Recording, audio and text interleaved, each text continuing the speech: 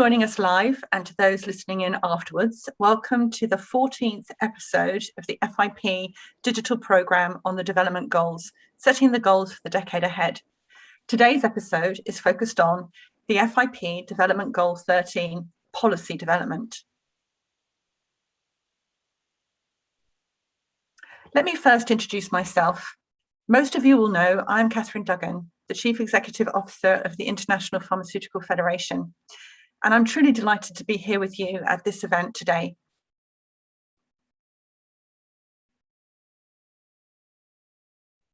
Before we begin, it's always good for us to share some housekeeping announcements with you all.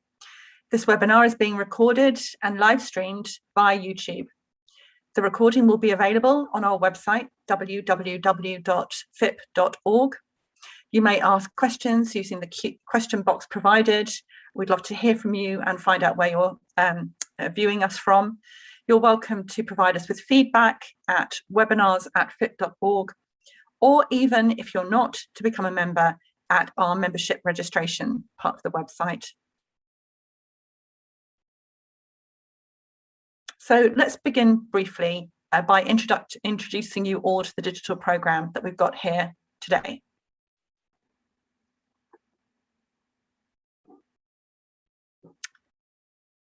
Next slide, please. So exactly 1 year ago today, the 21st of September 2020, we launched the FIP Development Goals. So today is the first anniversary of the launch, and here we are today, 1 year on, and well through our 2021 programme of development goals. As we look back a year, we reaffirm our commitment to the sustainable agenda globally.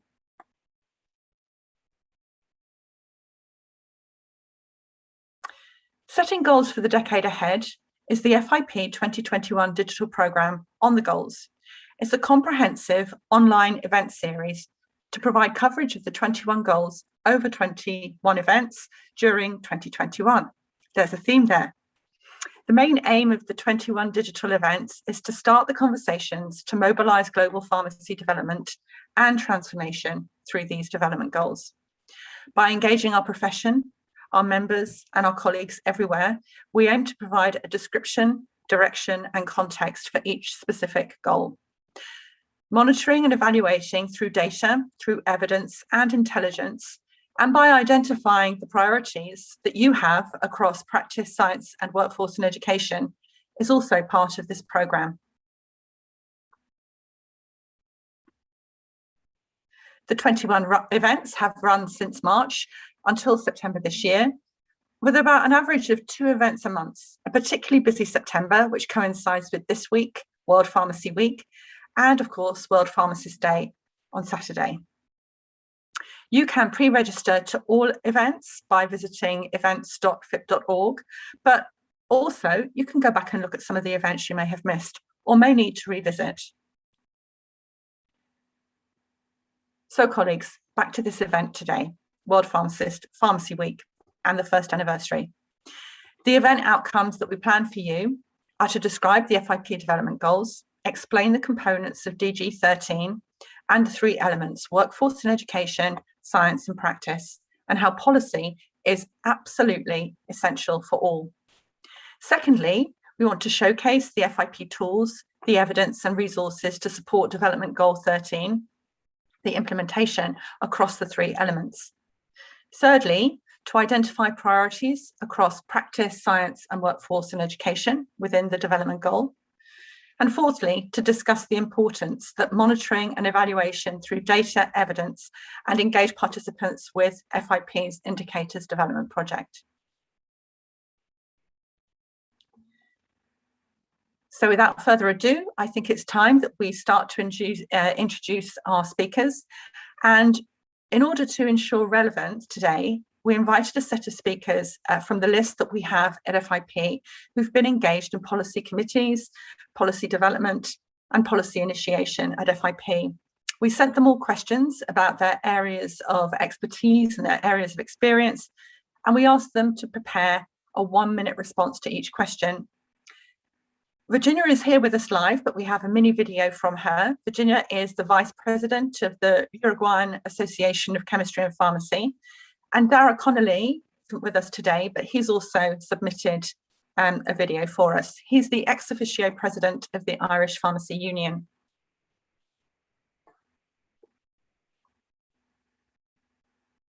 Attending live at our event today, we've got several colleagues, and we will be all coming on camera in a little while.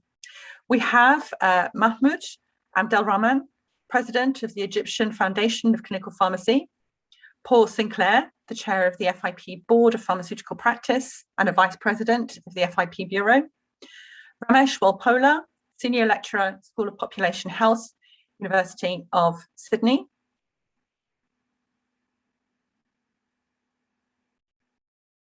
we have Subhash Mandal, Vice President of the Indian Pharmaceutical Association. We have Emma Paulino, General Manager at ESVI, who's known to us all as the immediate past Professional Secretary. She left that position last Friday. We have Eva Terasalami, the FIP Foundation Director, the past Vice President of FIP.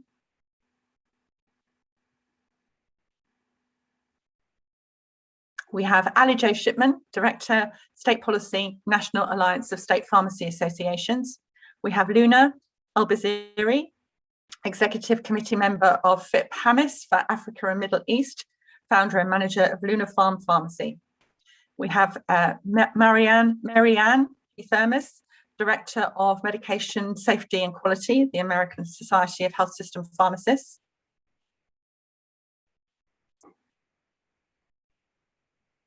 And we have Satina Ho, Assistant Professor, Director, Educational Program Evaluation and Scholarship, Medication Safety Advisor, Department of Psychiatry at the Leslie Dan Faculty of Pharmacy, University of Toronto, Canada.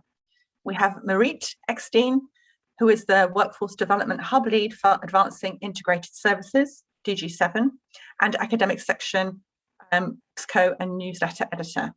She's also Professional Development Officer at the Pharmaceutical Society of South Africa. Welcome to everyone.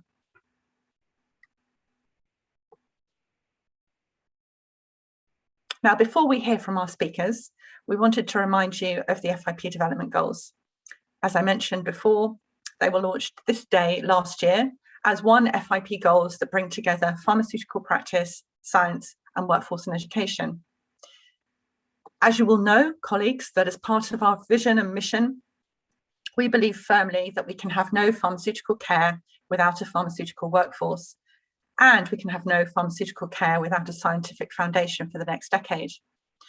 And we know now, reflecting on the months that have passed us, this is ever more apparent during the global pandemic. So the FIP DGs are 21 goals that built on the 13 pharmaceutical workforce development goals that we launched in 2016. We used the same approach of consensus to expand the goals into a set of 21, expanding into practice and science that perhaps extended beyond workforce and education, but also within each goal made sure that the goals reflect elements of practice, science, workforce and education. On the first anniversary of their launch, let's watch the little video to see them in action.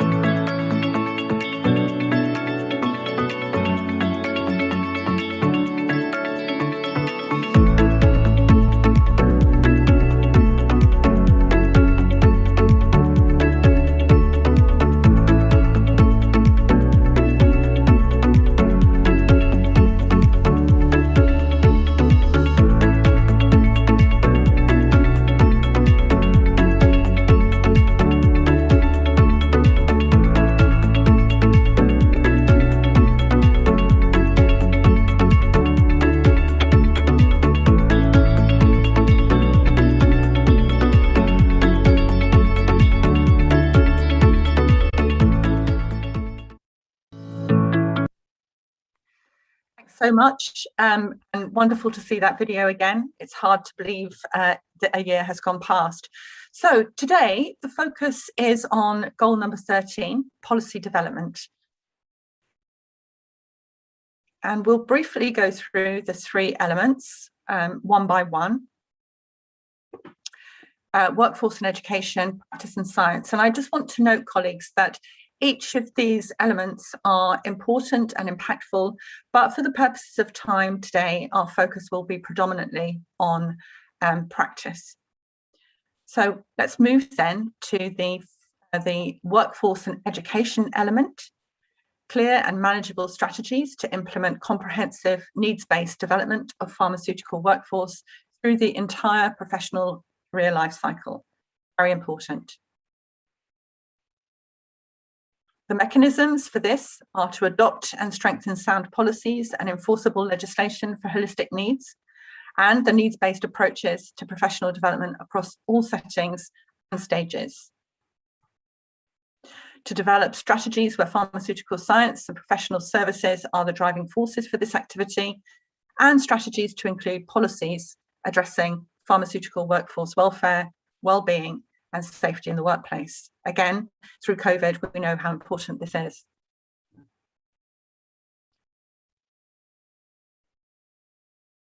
So DG number 13, the practice element, is focused on clear pharmacy-led strategies to develop and implement needs and evidence-based practice-related policies on service implementation, integration, remuneration, aligned with broader national health policies and priorities. Again, hugely important. And the mechanisms by which we will deliver this are to develop and implement policies and regulations through appropriate statutory and regulatory reform that respond to patient and societal need and extend the scope of pharmacy practice accordingly. We will use policy tools and regulations to support and shape pharmacy practice in all jurisdictions and provide adequate frameworks for service implementation, integration, and remuneration. We will develop policies and mechanisms to incentivise and encourage intra and inter-professional collaboration and integrated care delivery. Implementing policy review systems that measure the validity, the relevance, the implementation and uptake of policies. And develop emergency and contingency action plans to expand the scope of practice in emergency situations. Again, never more relevant than in the past 18 months.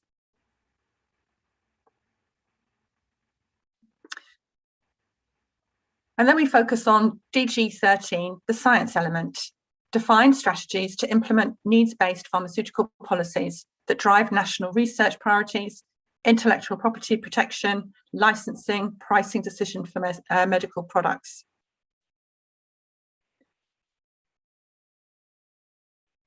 And then the mechanisms for this element are to contribute to the development of a global standards in regulation and to support science-based policies, guiding development and assessment of medicinal and medical products. Again, hugely important.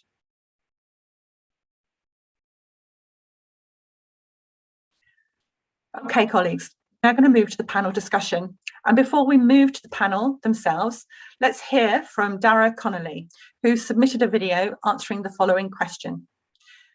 We asked Dara, can you tell me about the FIP Community Pharmacy Section Vision 2025, the policy development from its inception to adoption? Over to you, Dara.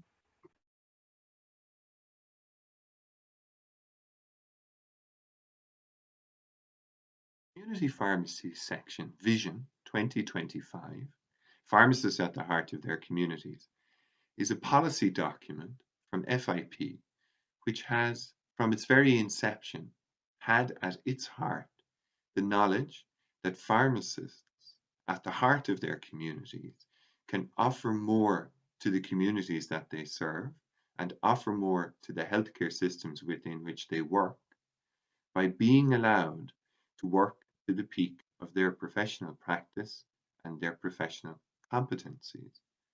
From the very start, we wanted a document that would not only challenge policymakers around the world, but would also challenge community pharmacists to be the best pharmacists that they could be.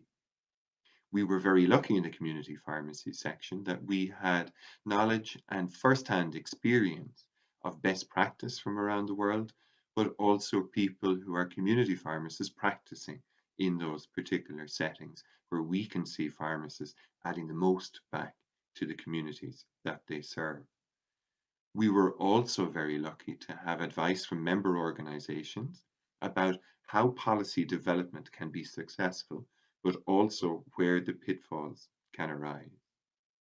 We were very proud in the section when the policy document, the Vision 2025, was adopted at the online Congress last year at 2020.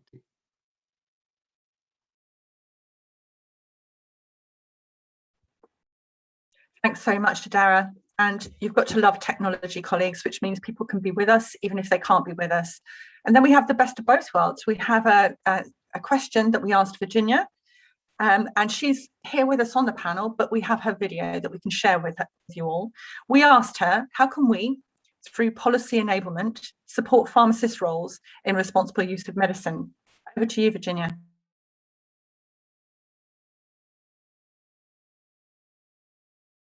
Hello, good afternoon. My name is Virginia Olmos. I am pharmacist from Uruguay.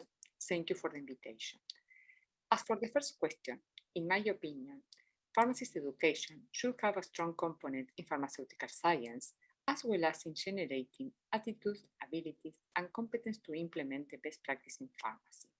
So, it is impossible to develop a suitable education without linking with science and practice since the very starting point. Development policy should ensure that education, practice, and science always work together. For example, how could a pharmacy effectively manage medicines and make the best use of medicines possible if nowadays the professionals does not receive a strong education on biotechnology, biosimilars, nanotechnology, pharmacovigilance of these new drugs, and pharmacoepidemiology? Pharmacy students should start their practice in different pharmacy settings early in the career to create the commitment with practice science and continued development programs along their whole life. The need to be a permanent student throughout their life should be reflected in the development policy. It is important for education to create policies that contribute to a professional practice aligned with objectives. One viable way is to generate multidisciplinary interactions in the three areas, which begins in the education, continue naturally in practice, and in science. Pharmacists must be integrated into a health team, and this could be achieved if everything is linking from the beginning of education, proper studies, connected with practice and in science, and when these parts come together, better knowledge will be achieved will be reflected at better care patients. For that reason, it is particularly important to develop collaborative practice among the different healthcare professionals early in their education training. Thank you. Thank you so much, Virginia. And of course, we can always ask Virginia in real life if there's anything she'd like to elaborate on or to add. We also asked Dara another question. Question we asked him next was, how should policy development across education, practice, and science be linked? Over to you, Darren.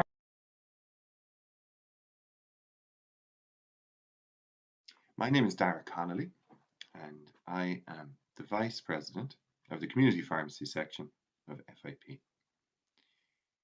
With regard to policy development, it is a core competency of the Community Pharmacy section of FIP to lead policy development, and we consider that there is an inextricable link between education, practice, and science when we look at how we want to best serve the communities where you will find community pharmacies, and to best serve our profession and the needs of our profession through the generations to stay relevant. If we unpick those three pillars, it becomes very apparent that we will lose our relevance, we will lose our trust, and we will lose our place in our communities.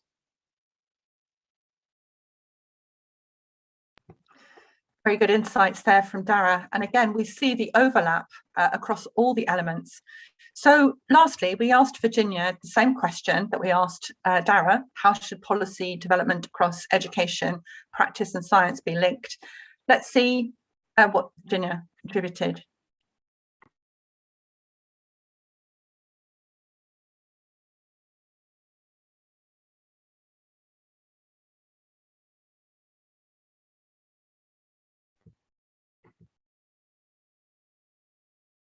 We then asked Virginia the same question we asked Dara. Let's see what she responded.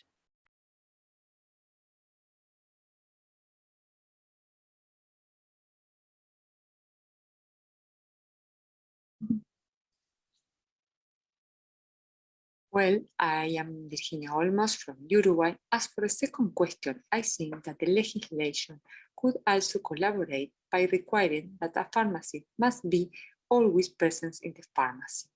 This so relevant and basic requirement is not regulated in my country, and because of this, it has been allowed the pharmacy to be mainly based on business instead of being the priority, the delivery of health services. Unfortunately, this situation is also quite frequent in several countries in Latin America. Although this occurs especially in community pharmacy, the pharmacist presence is not permanent in hospital pharmacy either. I believe it should be supported policies in the professional sphere that contribute to the rational use of drugs. As an example, it could be the use of technological advances as a tool, such as electronic medical records, to enable the pharmacists to make decisions based on clinical data. Although in some countries the medical prescriptions are mandatory, it is not always required in the pharmacy, as it is not controlled by the health authorities. For example, the antibiotics, which may harm the community by creating antimicrobial resistance if they are not being well prescribed. The possibility that certain category of drugs were also prescribed in pharmacy could help to improve of pharmacists' role in the responsible use of medicines. Thank you. Thanks a million, Virginia. So now, colleagues, we move to the wider panel discussion. We will stop sharing the slides now for some time, and we'll ask all the panelists to open their videos so we can see everybody and bring everybody together at our great panel today. Welcome, everyone. So during this part of the event, there'll be 2 rounds of questions, and each participant will be required to give about a 1-minute response. That gives everybody a fair go at the answers. And don't worry, I will come back and weave in any of the interesting things that we find. I've got some questions. I'm going to go round and round and make sure that everybody gets their piece, if you like. So I'm going to do the round 1 questions, and I'm going to go first and foremost to Paul Sinclair. Paul, as chair of the FIP Board of Pharmaceutical Practice, in your perspective, what is the single most important enabler to policy development in the practice arena? Thank you, Catherine. And I might just say it's very nice to be with you here tonight on this webinar.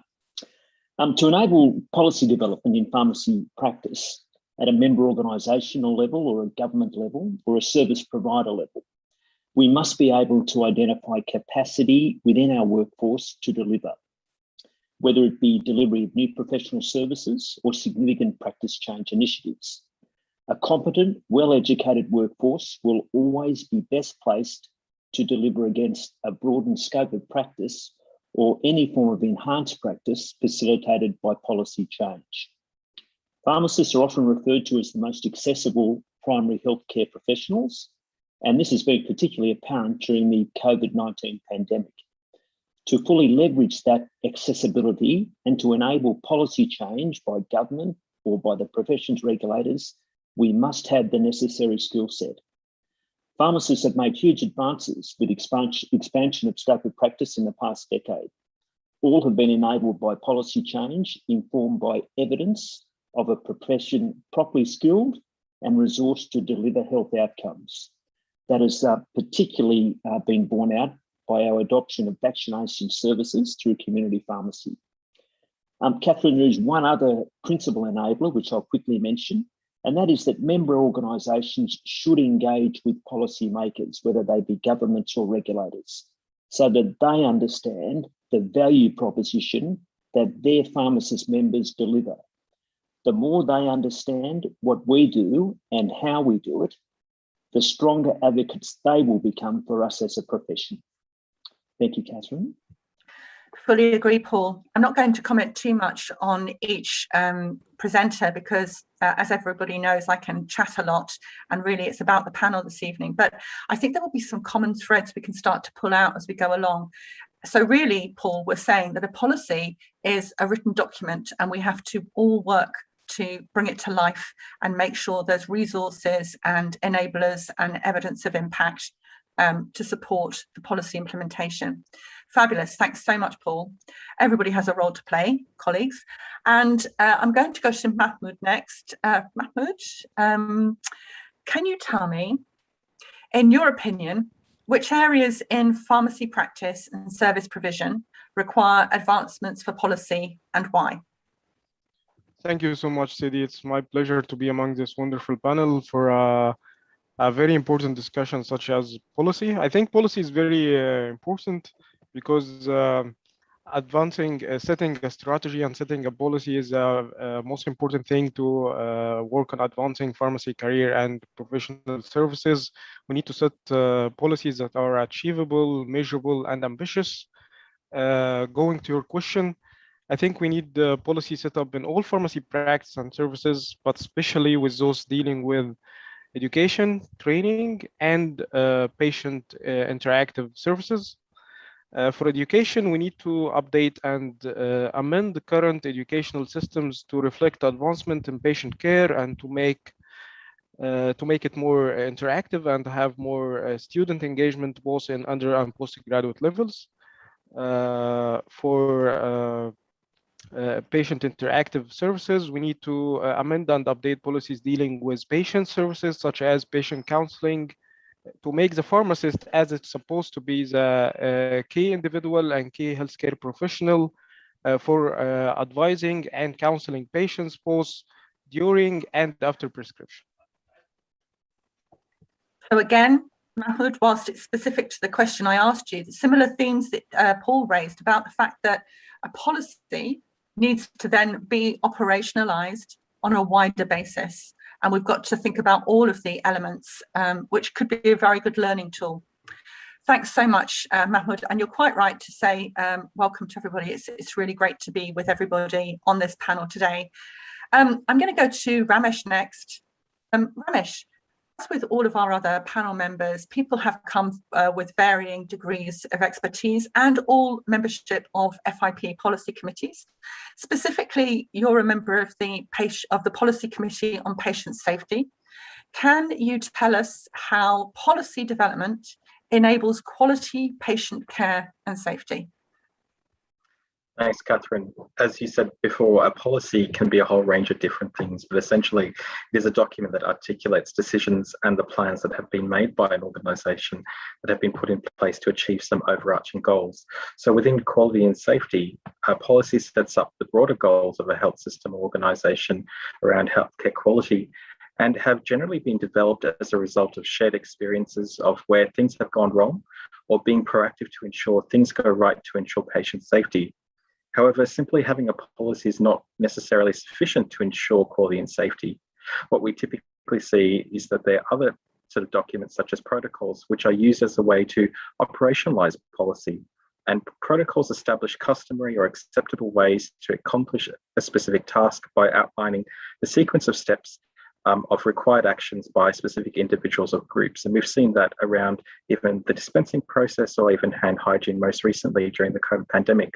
And whilst policy and their associated protocols have been useful for ensuring safety, we know that it's important that we align the policies that we develop with the organisation's values, capacity, and resources to ensure that they're both usable and implementable. If this doesn't really occur, we generally see a divide between how tasks are performed at the front line to how they are managed how they are imagined to be performed by managers, which can result in shortcuts or workarounds, which can really significantly impact patient safety. So having really well-designed policy is an important part of ensuring patient safety. Great, and we're really seeing how you need all of those other practical toolkits in place to make it really work. And I think at FIP, there's a lot of examples of how a policy document can be enabled and then enacted in practice. Paul mentioned member organisations, but we would commend and compel you all to have a look at all of the policy documents and see what you need to implement them. Thanks so much, Ramesh. I'll be back to you in a little while. Subhash, from one policy member to another, you're on the FIP Policy Committee on Medicine Shortages. Now, this is an area very, very close to all of our hearts at the moment. How integral is policy transformation to addressing the medicines shortages and widening access to care agenda? Thanks, Catherine, for this interesting question.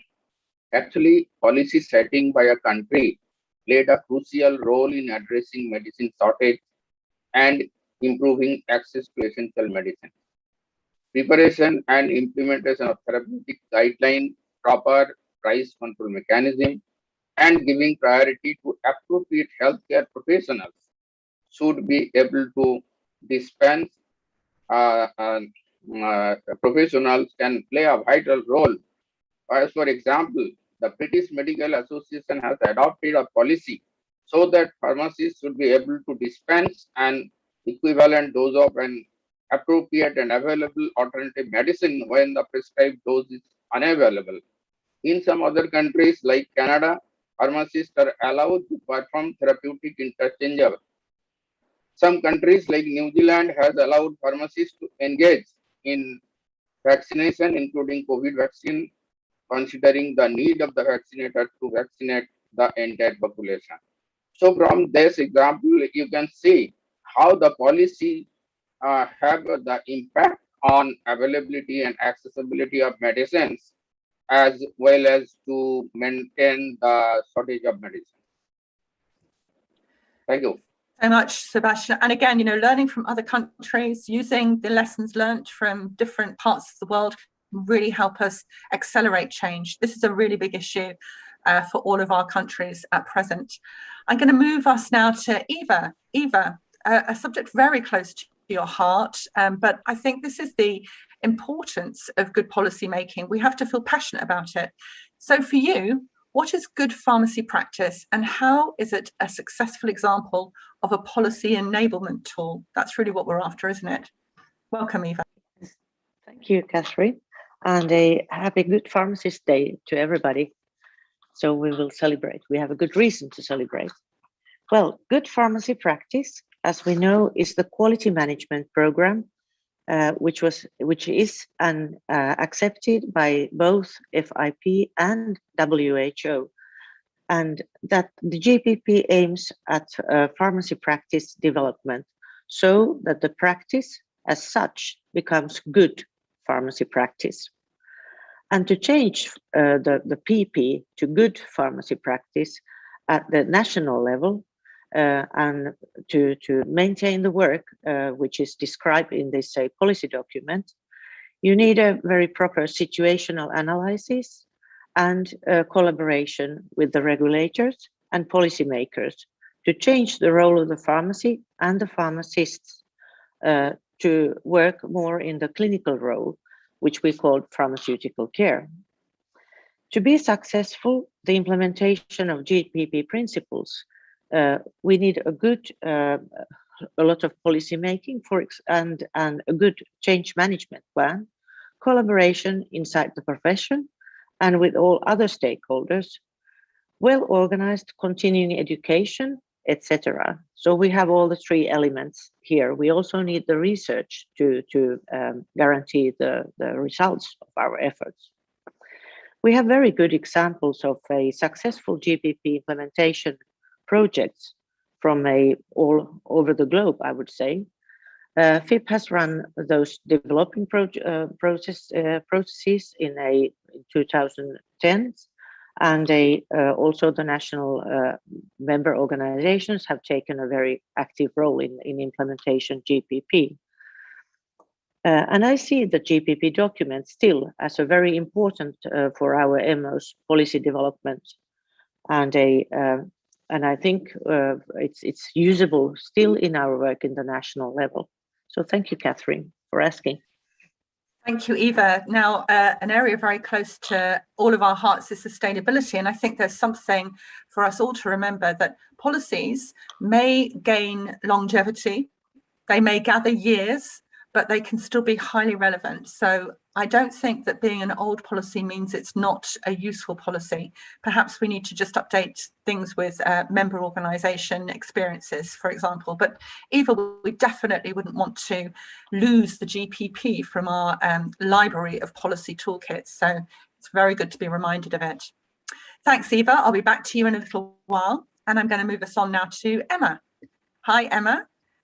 Now, Emma, you're a very immediate past professional secretary, literally hours since you stood down from that role. You've represented FIP Pharmaceutical Practice Agenda for very many years now, with very many hats, and the practice agenda and the activities of FIP.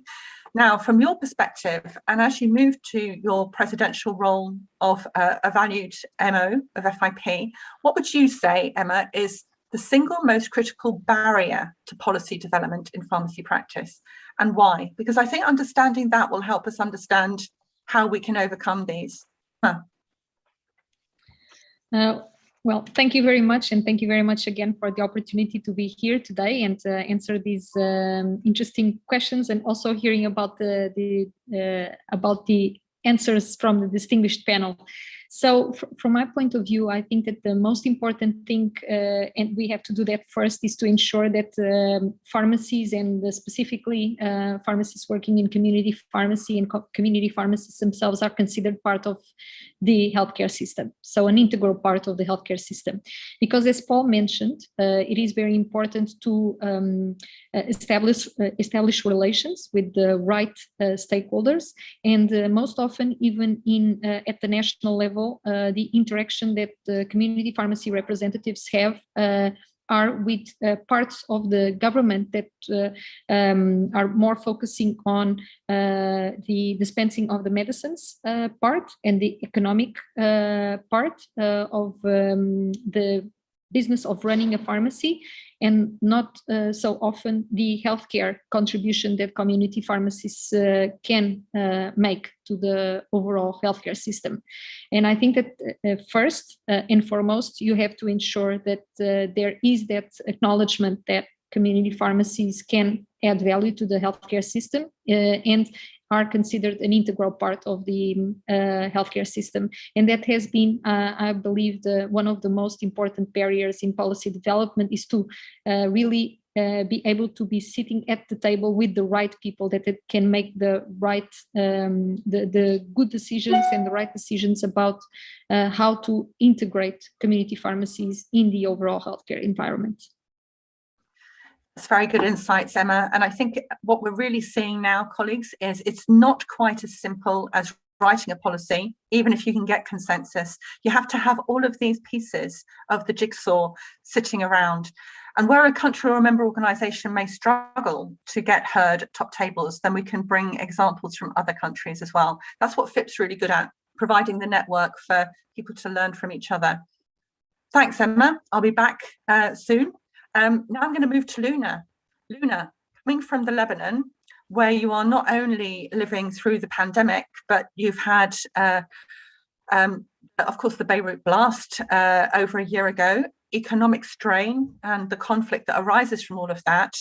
You will know only too well how we need to develop an emergency and contingency action plans to expand the scope of our practice in emergency situations. Luna, could you just share some of those insights with us, please, today? Okay, I will tell you something, that during confinement, the government efforts focused only on COVID-19 patients and how to save their lives. And to tell you the truth, it was a good plan and it was a success. But unfortunately, while second and third healthcare systems were very busy with these patients, vulnerable populations such as non-communicable diseases patients or refugees were left behind. And now today, with the economic crisis that is still going on, we have a very severe shortage of medicines, and notably for these chronic patients.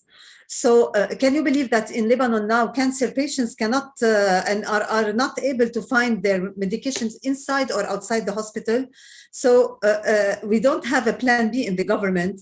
And it is really crucial to develop a health policy with a preparedness and an emergency plan. And to assure the care continuity, it is really important to think about the primary healthcare providers and the primary healthcare facilities, because until the complete recovery of the total healthcare system, we are here. And notably, we are talking about community pharmacies. I'm talking about it because I am a community pharmacy and I understand well how we can manage those patients during emergencies, during disaster, during catastrophe. So we need, when we are developing policies, to integrate pharmacists, especially community pharmacists, which are the primary healthcare providers. But we need also to integrate and to do, while doing this policy, to give the educational part an important part, a regulation part, for example, because we want pharmacists who are well-trained, who are knowledgeable to treat, for example, and to manage those NCD patients, to continue if there is a national vaccination plan, to continue this vaccination plan, to assist during the medicine shortage, and we are doing this here in Lebanon. So the bottom line of this question is that we should care a lot about community pharmacies and primary healthcare provider, and they should be present as the main, one of the main crisis team management. Thank you. Yes, I agree, Luna. I think one thing that we can see on a daily basis is that pharmacists, particularly community, but hospital as well, frontline pharmacists respond and react to whatever they are faced with. And this builds a skill set that may not necessarily be visible to others. And we're very, very good in crises. COVID has demonstrated that. So let's make sure that we collate that when we are speaking to our ministers and be bold with our requests. But Luna, you mentioned something that I'm going to weave into the next panel member's question. Ali Jo, I'm going to ask you. There's a lot of reference to this, whether it's from Luna saying we need to be resourced to do things, or Paul making a special mention at the start.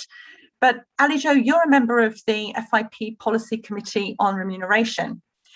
And this is a fundamental issue for the profession. You can't have a sustainable service without appropriate remuneration, and you need evidence to secure the remuneration. But how can remuneration policy support service integration? Ali.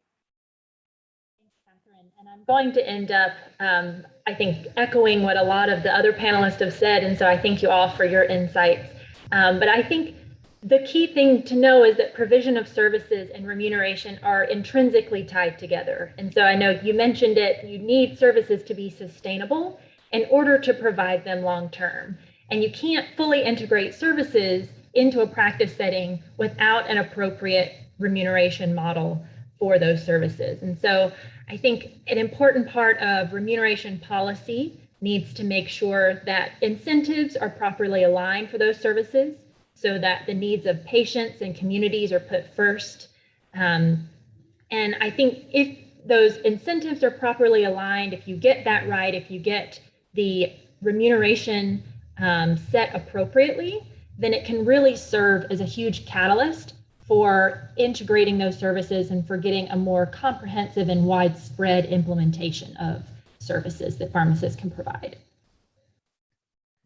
Super helpful, and we should never forget that. Put that in from the start. So you use evidence to support remuneration, to support resourcing, to support the evidence, and it becomes a virtuous circle.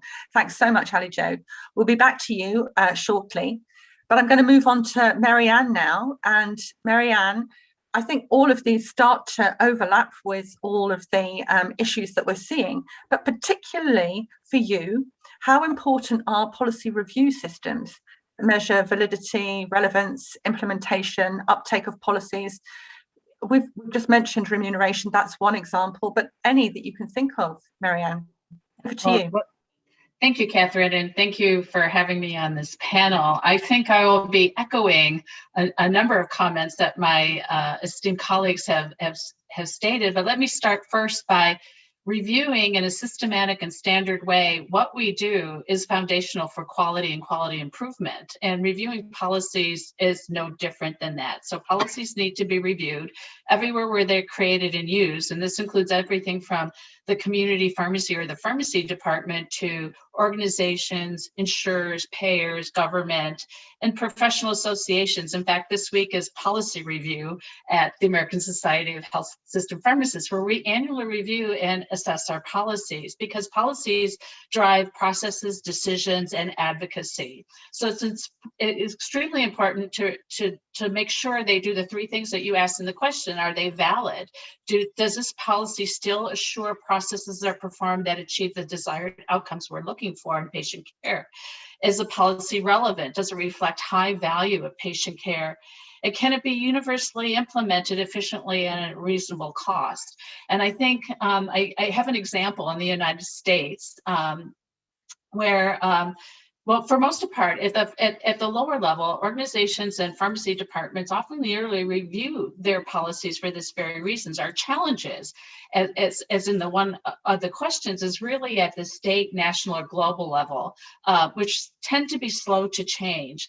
For example, in the US, we struggle with a law from 1966, which is the Social Security Act that established healthcare payment policies for the elderly that did not include pharmacists as patient healthcare providers. Yet, for over 50 years, that law and that policy that the government uses is really not valid because pharmacists have been providing patient care for over 50 years. And it doesn't acknowledge the relevance of medication use today that was much greater than it was in 1966, and the problems that occur with medications that are costing billions of dollars and hurting our patients. And then finally, it impedes our ability to integrate because it does not give that financial sustainability. So here's an example of an old policy that really isn't valid, relevant, or and impedes our ability to provide care for our patients, yet getting it changed has been onerous. So I think that's the importance of DG Goal 13, is that it brings to light the work we need to do to solve these negative effects of outdated or ineffective policies. Yes, and Marianne, to just build very briefly on that, to not just rely on legislation, but to use policies as an enabler to change legislation when you find it's outdated. Yeah, and learning from each other, I think, is really, really key on this. We've all got different health systems and different legal structures whereby healthcare is delivered and where pharmacy fits into that, but there's enough similarities across our profession. Thanks so much. I'm going to move us to Satina now. Satina, the question for you on our lips is, how can FIP mechanize Development Goal 13 to truly support countries to transform and develop policies for pharmacy? Satina. Well, first of all, thank you very much for inviting me to join this panel today. It's a pleasure to be here. Getting back to your question, Catherine, on the FIP website, there are many ready resources and self-directed resources available for mechanizing Development Goal 13 to support countries to transform and develop their policies for pharmacy. In the virtual world nowadays, I think online webinars and seminars such as what we are doing today, social media and development or creation of virtual community of practice are all examples of sharing and disseminating the FIP Development Goal 13. And again, I will say that FIP won't be able to mechanize the Development Goal 13 without our members and all of us here being active engagement and participation. And I truly believe that engagement and involvement can start at the level of education and training, that is even when you are a pharmacy student. I can share with you my personal experience of being a member and contributor to the FIP Statement of Policy on the role of pharmacists in promoting patient safety over a year ago. It was a rewarding professional development experience for myself.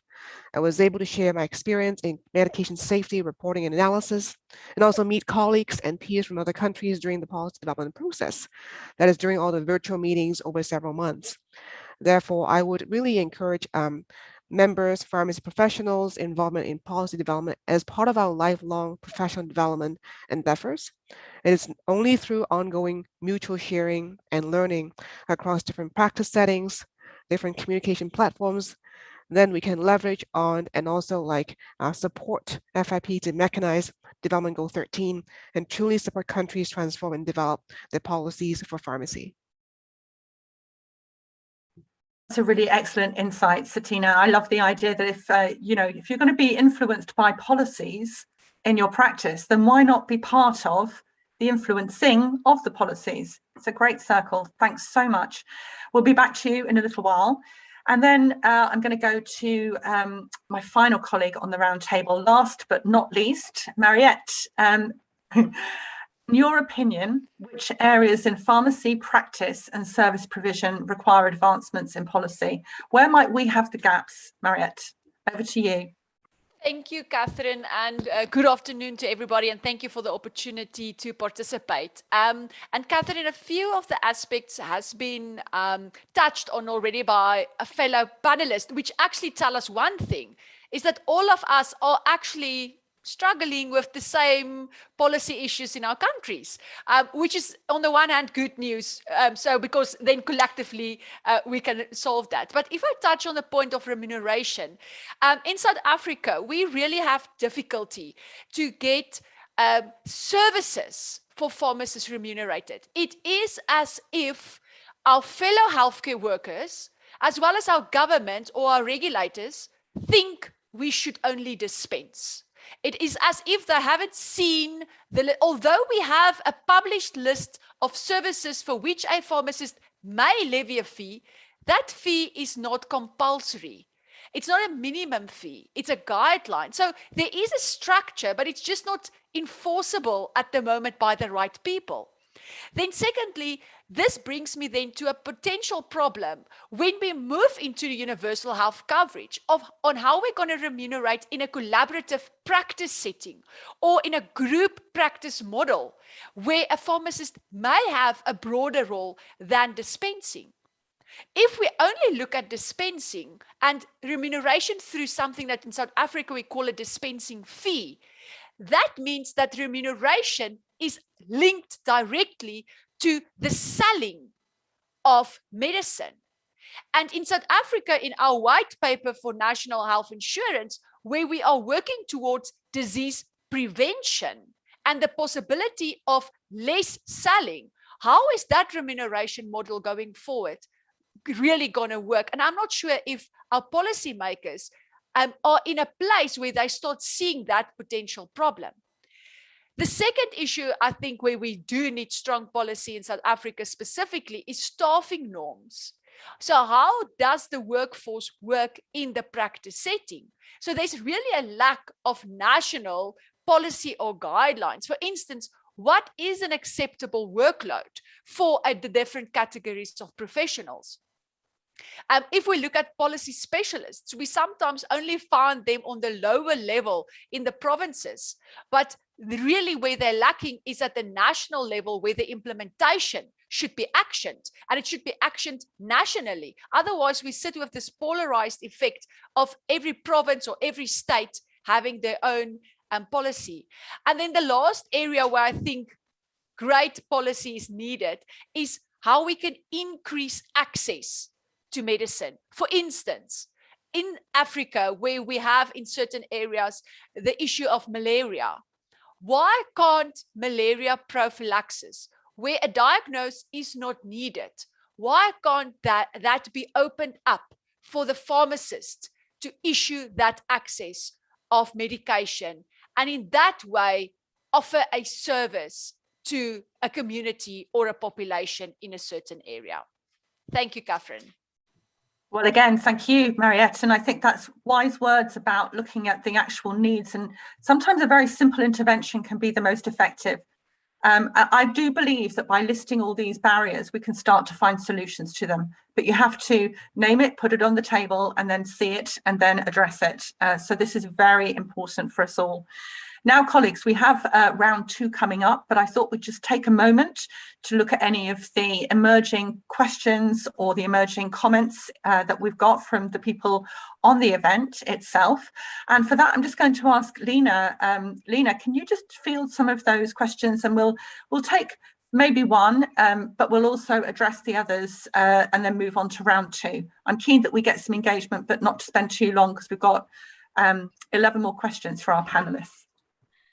Sure, Catherine, and really pleased to see how many questions are coming in. And thank you to our panelists who are typing in some answers. We do have the question from John Jackson. Please discuss the relationship between policy and law. For example, the FIP WHO Good Pharmacy Practice statement is aspirational. We may believe in it, but we have no legal capacity to enforce it unless it is adopted by governments as law. So that's an important issue that would be great to be addressed. And I would also like to make a comment about another comment actually coming in from Trudy that is slightly linked to this, about how new pharmacy laws pass through government in response to emergencies and disasters are ensuring that medicines are better regulated or managed. So I suppose that supports the notion that regulations or law are needed for policy implementation. Thanks, Lena. I'm going to actually start with Eva on John's question, and I really don't think we'll have the full answer for John, but I think that becomes another big area that we need to hold many, many more events and learnings on. How do we go about this, Eva? How do you stop dumbing down a policy which has aspirational elements just because we want the law to accept it? How can we retain both? I think it is very important that we have the knowledge from the research and also the support from other countries, what pharmacists can offer to the society. This is a negotiation between the society, representing the people who need our services, and then the profession, who is able to give those services. And we have to give evidence so that we can show where the pharmacists best benefit the society. This is what I tried to refer when I was talking about the situational analysis. The situations are different in different societies, in different countries. One size fits nobody. So that's the reason why the GPP practice work has to be done in the national level. The document only describes the general framework for the quality management. But I've always said when I give the lectures about GPP is that it doesn't matter whether you are in a highly developed a Western country, or whether you are just having a pharmacy with 2 packages in a hut somewhere in the desert, but there must be the quality aspect included in everything what we are doing. And that's the important point, so that you can show that what you are ever doing, you are doing it for the benefit of the patient, which means it's a benefit for the society. So evidence and a research, and then the change management plan, and then negotiating and celebrating when you get there, and even for every small step. Yeah, it isn't over, is it, Eva? It's a continuous cycle. So, John, what we'll do is we'll take that question forward as part of DG 13's work, you know, the what next around policy development. And I also think our Regulators Forum may be a very useful place for us to test and challenge how can we influence regulators and the legal frameworks in nations. So thanks so much, John. Lena, do we have any other questions that you'd like to put to the panel, or any that we are addressing as we go? I note my panel members are typing away, answering questions, so that's great. Nothing at the moment, Catherine, nothing at the moment. Okay, so what I'm going to do, imaginatively, not really, is I'm going to go through the speakers in the opposite order I went through them previously, so everybody gets a chance to be first and last. So this time I'm going to start with Mariette, and your question time on round 2 I think this really flows very nicely from where we ended round one, Mariette. So how can we mobilize countries and obviously for FIP, our members, to identify needs-based priority areas for practice policy development? How can we support them to do this? Thank you, Catherine. And I think this has been mentioned by you in the introduction on actually what it is FIP is doing in general. And that is what I want to link this with, is firstly, we need to share experiences. And that is what we are doing today. I think we are doing it on a numerous of digital events in FIP, a lot of FIP opportunities, whether it's a working group or an annual conference. So much looking forward to it next year again, where we have the opportunity to share experiences, whether that experience is positive or negative. Because as to stimulate not only interest in something that you as a country or a member organization were not aware about, but also to learn from such experiences by someone else.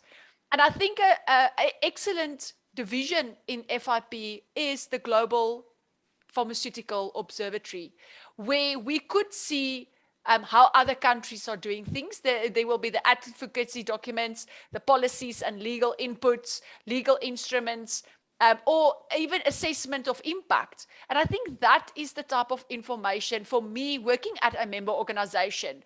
And when I struggle upon a difficulty in our country or a difficulty with legislation, that is where I will go to find out who had the same issue, how in a round table discussion, how was it approached, and then select an appropriate approach for me in my country with my legal and policy issues and how to table that. And for that, I would like to use the opportunity to thank FIP for fulfilling that role. Otherwise, where would we have gone?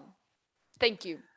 Well, Mariette, I take that as a challenge for our next year. Let's have an event where we can all meet, please God. It will be about this time next year, but we can share the good, but also the challenges. And I think COVID has given us that opportunity to be honest with each other. It's not all sunshine when you're developing policies and trying to change practice. Thanks very much, Mariette. So moving speedily along then, Satina, you're next. And your question is, how should policy development across education, practice and science be linked? Not a small question. Yeah, and I try to sort of tackle that in a way that I can see. It's almost like a continuum, but I think it's kind of like a cycle. It's not sort of like going to stop from one end to another end. What I see is the link across education, practice, and science is multi-dimensional. So one may think that the starting point can be at the educational and institutional level when we were being trained as pharmacy professionals. Policy development can then be reinforced when we were practicing as pharmacists, whether we are in community, hospital, industry, or other non-traditional practice settings, upholding evidence-based practice, interprofessional collaboration, and providing safe and effective patient-centered care. At the same time, behind the scene and concurrently, the scientific research, inquiry, innovation, and development also share similar values in policy development, being data-driven, evidence-based, collaborative, transparent sharing, safe and effective.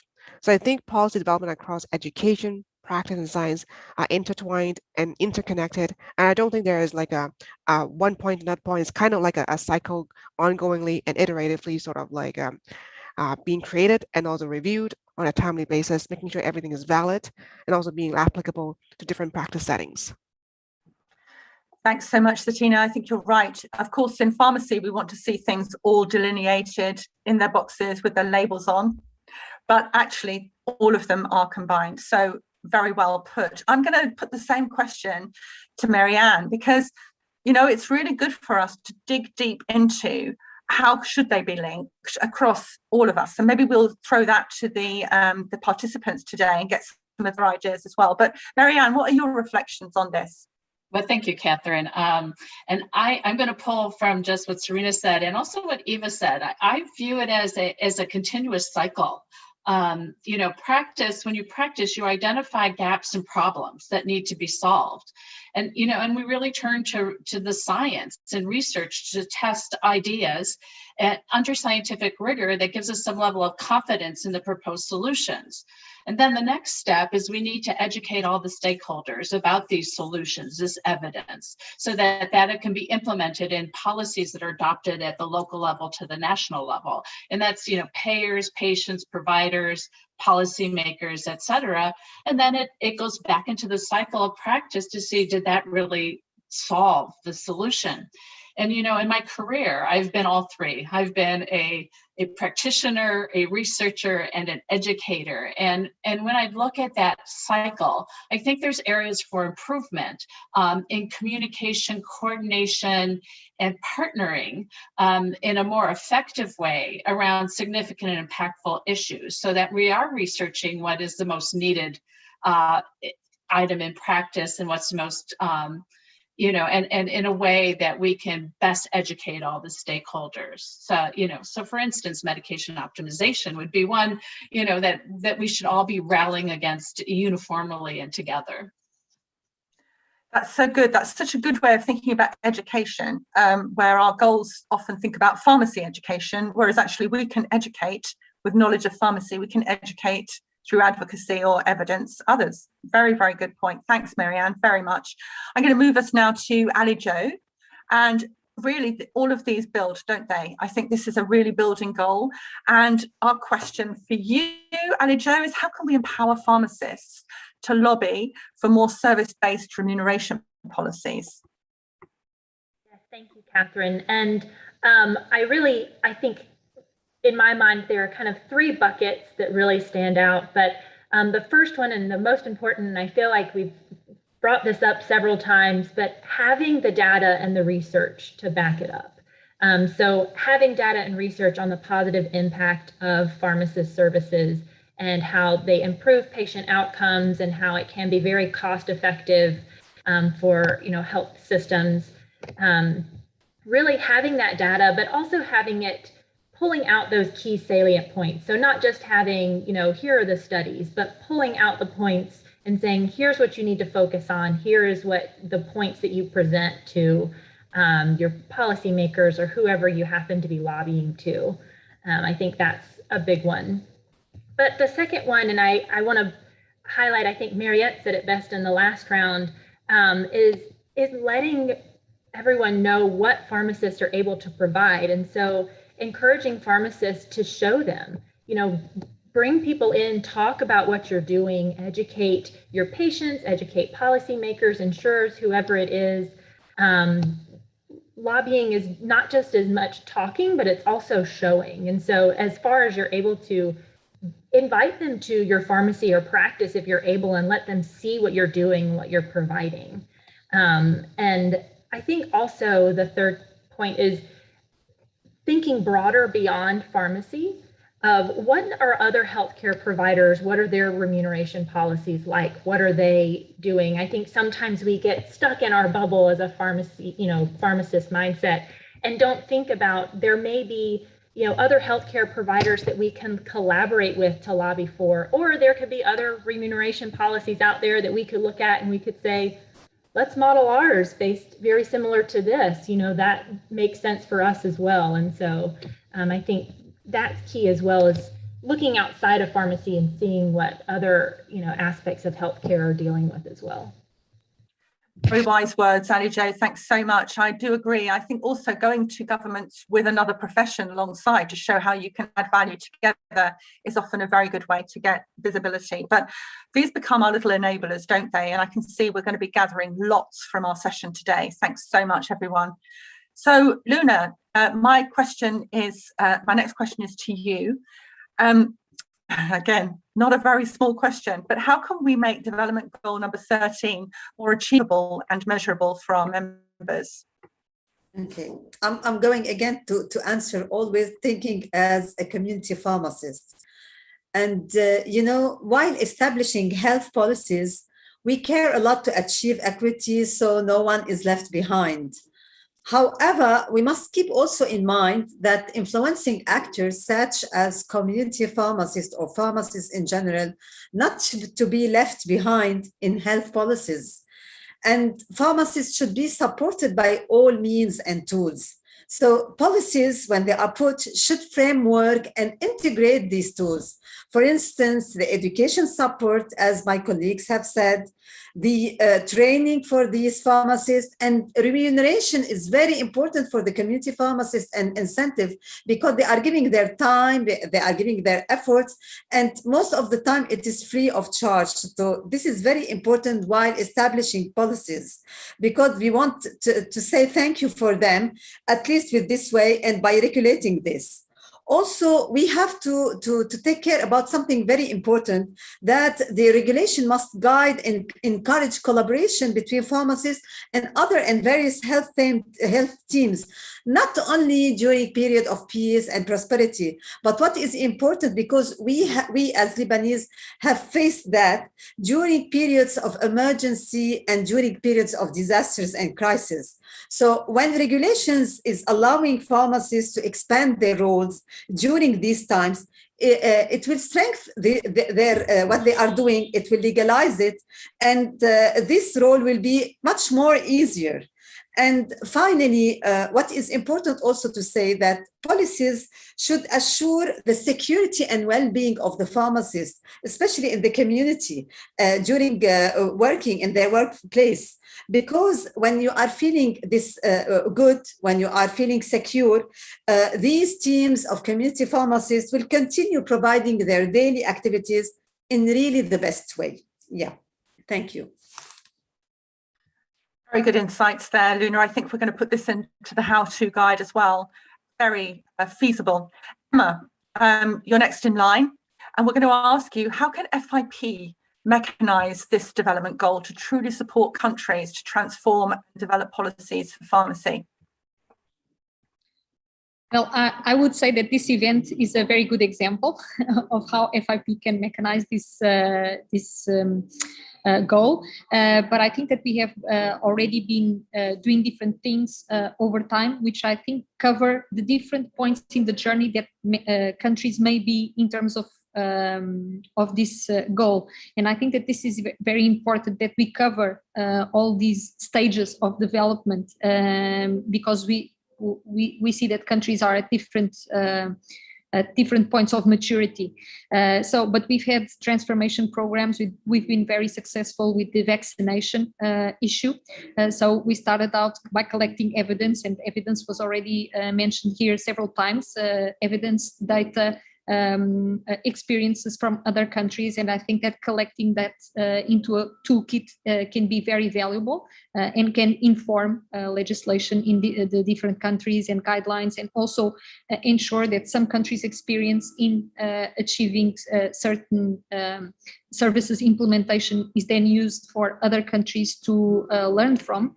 I think that's very valuable, and a transformation program that is also able to talk about points such as remuneration, as long as more practical aspects that individual pharmacists may also use when implementing the service, for instance, can be very helpful. And to add, I think that to what Ellie Jo said in terms of advocacy with other healthcare professionals, I think that's very important. And FIP, again, has been doing that by liaising with other healthcare professional organizations in the World Health Professionals Alliance. I do think that we have to do more in terms of liaising with patient organizations themselves, because when we to design the programs, to design the services, we have to listen from those that will benefit the most. And when we have them also do advocacy on our behalf, because they think that we can add value to their patient journey, then I think that is one of the most powerful things. So I think that FIP may also be a guide in that effort for national organizations. Super observations there, Emma. You know, that work we're doing on diabetes, when we shared that with the IDF, the International Diabetes Federation, they were delighted to see that pharmacy could be helpful in this area. So a lot of these times, colleagues, it's simply we're not necessarily known to those groups as being a help, and they become our advocates. It's like a circle again. Thanks so much, Emma, for that. Eva, Now, your question is, can you give us an example how on a national level, pharmacists and the profession, the pharmacy profession, is integrated?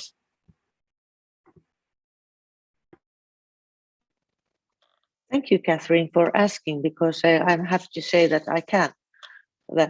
We do have a good example from my home country, Finland, about how we have succeeded in a part of our GPP work, which is called professional pharmacy practice, quite well in building trust and collaboration, working with other stakeholders and making our own work more visible.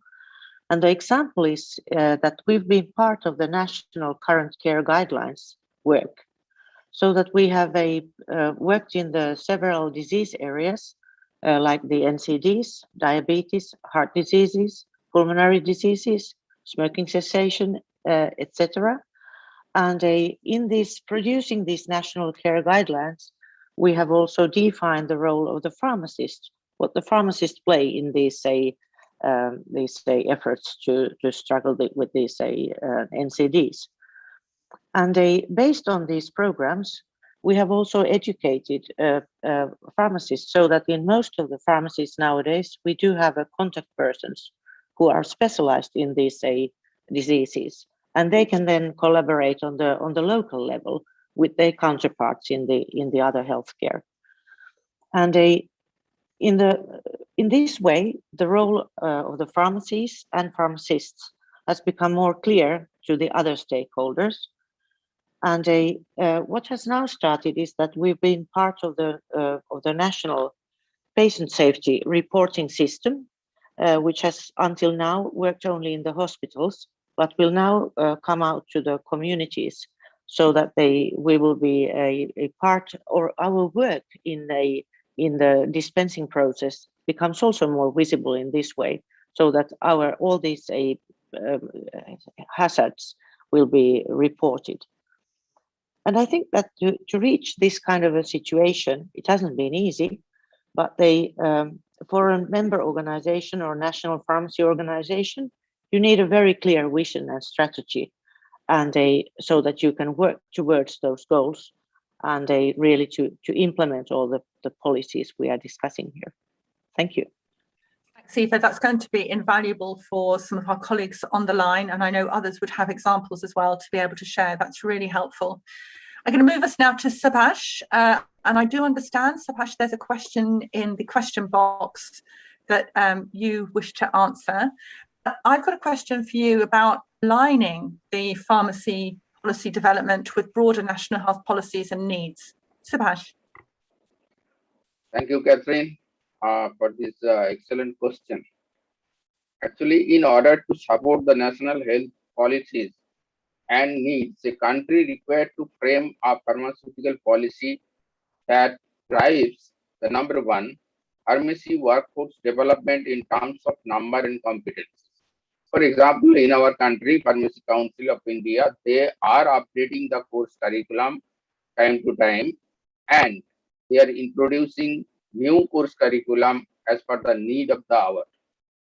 The second point is these national research priorities to be set up according to the need of the country, like priority diseases, pharmaceutical sector specific, like API manufacturing getting priority in India to cater the need, because we are now dependent on other countries mostly for API. Similarly, intellectual property protection should have well thought policy, considering flexible clauses of IPR to protect the need of the public health of the respective country. Well thought licensing mechanism, which is really required to ensure safe, quality medicinal product available to the people of the concerned country. And finally, an effective pricing mechanism for medical product to ensure quality, safe and efficacious medicine at affordable price is required. And in our country, we have one organization that is called National Pharmaceutical Pricing Authority, who are monitoring the price of the drugs which are included in our essential medicines list, and that mechanism really working to reach the medicines at the affordable price to the patient who need it. So I feel our country should have the legislation as per the priority of their country to meet up this. Thank you, Catherine. No, thank you, Sabash. I think that's excellent set of examples there. Again, that'll go into our resources for others to learn from. Thanks so much for those insights. Ramesh, I'm moving swiftly on. I can't believe how quickly the time marches by when we're having so much fun. But Ramesh, how can pharmacy collaborate with global organizations to mobilize policy development in the area of safety? This is going to be incredibly important for FIP as we move into 2022. Thanks, Catherine, for the question. And I think really to date, pharmacy has really demonstrated a strength in advancing policy development in the area of patient safety. You know, we've had really good representation from FIP with the World Health Organization and through a number of our members with a number of other organizations around the globe. However, I think, you know, as treatments and patient management becomes a lot more complex, it's really going to be quite important having pharmacy particularly at the local policy writing table as we move forward. Looking at this from, I guess, a pragmatic perspective, I think there's 4 things that we can do. And I think whether you are a pharmacy professional organization, a hospital pharmacist, or even working in community pharmacy, it's really important that you understand the local context and that in which you're working and to which the policy is referring to, and map out who the key stakeholders would be that you would want to involve in this change. One thing you might find is that there's another group that's out there that also wants to achieve the same thing as you and would like to see that implemented in policy, whether it be that for the organization or that on a national scale. And so you don't always have to reinvent the wheel. I think when you're working with these organizations or when you're trying to get stakeholders on board, it's really important that we communicate clearly the messages of what we're trying to achieve. And I know pharmacists sometimes struggle to do that, but it's really so important as we're trying to encourage other stakeholders in the process. I think one of the key pillars of patient safety is the whole concept around clinician and patient engagement. And so I would also encourage you to engage widely with local communities and communities of practice so you understand both sides of the picture. And I guess also finally, as you know, both Ali Jo said, being a pharmacist and being involved in policy is particularly I think a really big deal when so many of our colleagues from other health disciplines do not necessarily understand the depth and breadth of what pharmacists do, which was also highlighted by Myreet. So I think we should be celebrating our successes, which highlight why we as a profession should be always included at the policy writing table. And hopefully we can do this in a year's time when we meet face to face. Wonderful. We have everything crossed, I can tell you, Ramesh. I think that's a great set of insights. And again, it makes policy really come to life, doesn't it? So my penultimate question goes to Mahmoud. Mahmoud, how can FIP support its members to progress and implement DG 13? Very pertinent for you.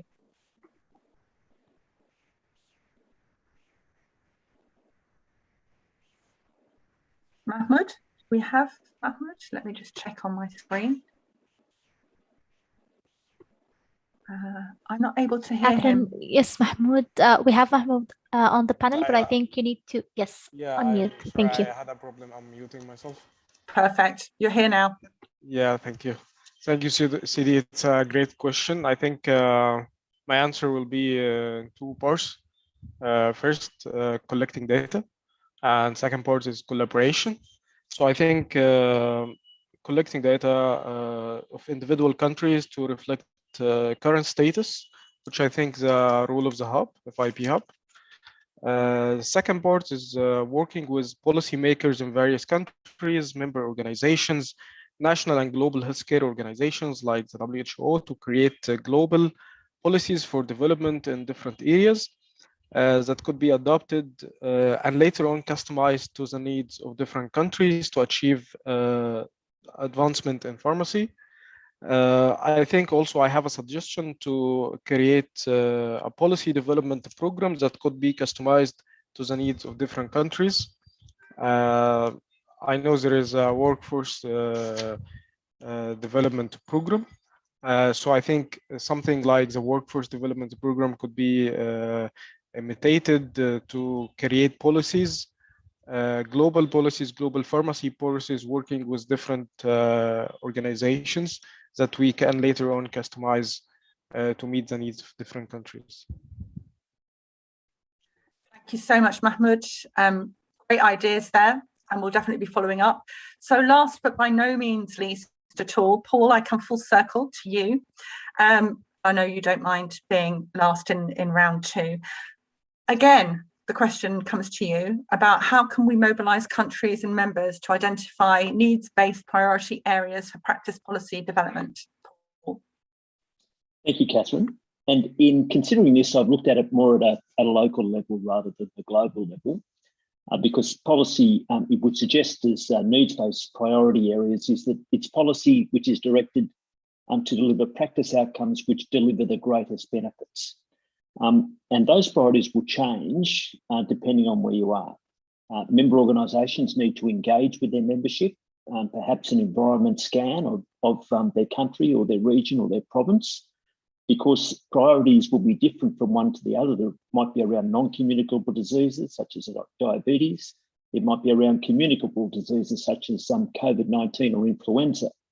In fact, in the past 18 months, we've all had to deal with COVID-19 and the way that that's changed things for us. In most countries, the pandemic has forced policy change effectively on the run. That has demonstrated clearly the potential for pharmacists to quickly deliver community-based solutions and healthcare outcomes. While this is not the preferred process for developing policy, COVID-19, I think, should be a catalyst for member organisations to look now to identify other areas based on priority, which can benefit from policy change to improve pharmacist interventions in the health delivery sector. Policy development is a stepwise journey for all involved.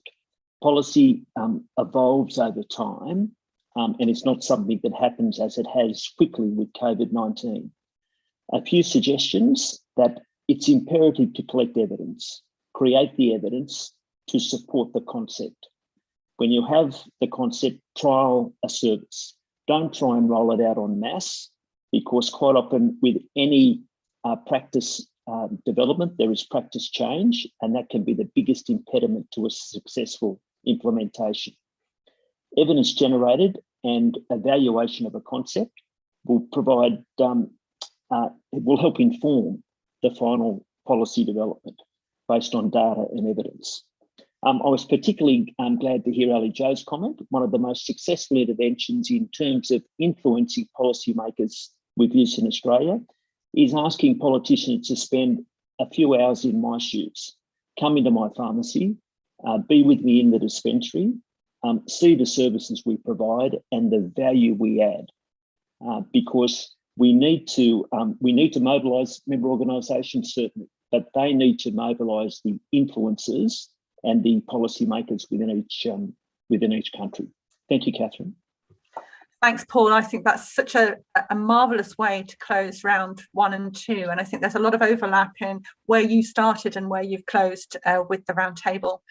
Thanks so much, Paul. We're going to capture all of this, and I think this will form an implementation plan for this particular goal, which is one of those very big ones. Now, I must just say a huge thank you all. We will run probably 5 minutes over schedule, because really part of what Paul was just emphasising there in his closing remarks was the importance of data and the influence of data and evidence on policymakers who can really change things for us.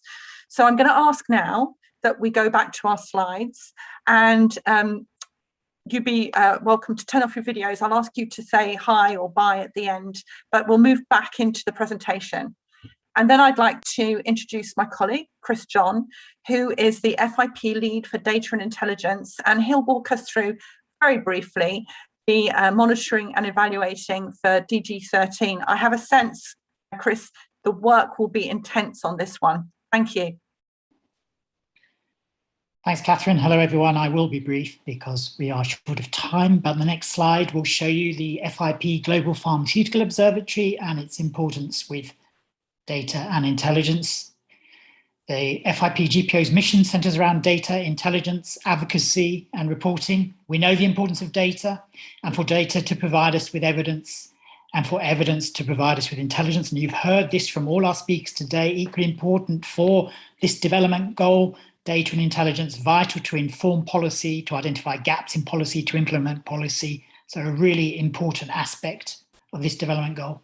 So our first task is to collate valid global data on workforce, education, practice, and pharmaceutical science. We must undertake comprehensive analyses of collated data to provide accessible, high-quality intelligence. And all this must be communicated innovatively to promote our member organisations' impact on health. This communication will often be via the FIP Atlas, which is our visualization platform for displaying our intelligence across the globe. And you can imagine this will be very useful if we're trying to show where policy is present in certain areas or not. For instance, pharmacists involved in vaccinations. Finally, we will provide evidence-based strategic information, reports and guidance on the application of pharmaceutical science, policies, practices and services. On the next slide, you'll see the outputs and influences of the GPO. I'm not going to go through all of these in the interests of time, but you'll see right at the bottom there, and the reason why we're here today, the vital importance of health systems being strengthened by tracking progress against the development goals, and that includes this development goal. Current GPO actions and projects, again, you'll see there's quite a lot going on. I've mentioned the Atlas. We're building a database which will contain a lot of information on the policies that are present across the globe. And again, the biggest reason why we're here today is the big work we are doing on development goal indicators and how we track progress against the development goals across the globe, which is where you all come in. And we have a very quick and hopefully enjoyable engagement activity for you all. And we are now seeking to develop indicators and country level metrics to measure and monitor progress and the performance of the implementation of the FIP development goals via the FIP Global Pharmaceutical Observatory. So during this event, I know we've got a little bit of time left. We would like to seek your support for this global indicators and metrics project by contributing to this brief activity linked to the current event that you're currently attending. So we'd like to know your opinions about how this particular development goal can be monitored and measured. You'll also receive an email about it. But if you can do it now, that would be great because, as I say, it's quite quick. You can click on the link, you can scan the QR code, and I'll also be putting the link in the chat box. This is really about how you think policy development should be tracked via the Global Pharmaceutical Observatory. So that's all I had to say very quickly, and thank you for your participation and listening to all about the GPO. Thanks so much. Thank you so much, Chris. That was a very quick whistle-stop tour, but very informative nonetheless. So, colleagues, I mentioned at the council meeting last week that we will be using all our work from this year to firstly create a development goals status update for 2021, and that will be refreshed for our Health Ministers Summit in 2023. But it's also important we lay a roadmap for the goals out for the decade ahead. So policy development will be one of those slow burners that we will need to develop, implement, monitor, develop, implement, monitor as we go. We'll be working with all of you to deliver this in the decade ahead, but also as part of our member engagement activities that we've been doing, not only across our regions with our regional forums, but also with members themselves. We're going to be taking all the learnings from that and building a report to help us with managing that strategically longer term.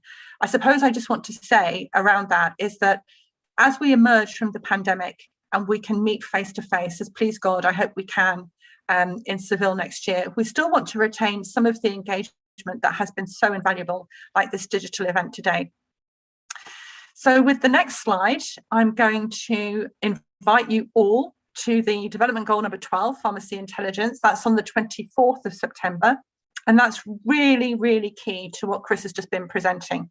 So if some of you want to get your teeth into data and intelligence and how we might use that, please join us at that event. That's at 1 till 2:30 Central European summertime on the 24th of September. The next slide shows our World Pharmacist Day campaign. We're in World Pharmacy Week now, but World Pharmacist Day is the 25th of September. And the COVID-19 pandemic has highlighted how we are all connected across borders and has emphasized the value of solidarity among our profession. We're really, really inspired by the trust with which our patients and the public hold us, but also the trust we have in each other. And we invite you to make sure your country is represented by showing your support on the WPD 2021 Champions Wall. Just takes a few simple steps. And if you go to www.fip.org/World Pharmacist Day, #PowerPoint, you can find it. That's a bit of a mouthful. But if you take a picture of that slide there, you should be able to. And our hope is that colleagues in all countries and states and territories across our globe take part in advocating our great profession. It's in its 11th year this year, and it's an opportunity for our profession to make our vital role known, make a splash, so to speak. Now, colleagues, I'm going to pull us to a close. It's 5 minutes over. I'd like to invite you to register for the upcoming events and for all of our various digital events that cover all sorts of topics, very, very important to all of you, including AMR, non-communicable diseases, vaccination, this series of development goals, patient safety, prevention, many more. You can visit our events.fip.org part of the website to get all of the events at your fingertips. I'm going to ask everybody in the panel to open their videos again. Just thank you all for your attendance, your attention, your thoughtfulness, your participation, and most of all, how you've built on each other's presentations. It's been an honor and a pleasure to host you all. I do apologize for being 6 minutes over, but I don't feel we could have curtailed conversations. And this, as an important, impactful goal, is one of the priorities. So I thank you all. I thank everyone for participating today, all the comments in the chat and the QA that will lead us to the next years ahead in policy development. Thank you, panel. You've been a pleasure, and be safe, and happy first birthday, Development Goals, and happy World Pharmacy Week, everybody. Take care.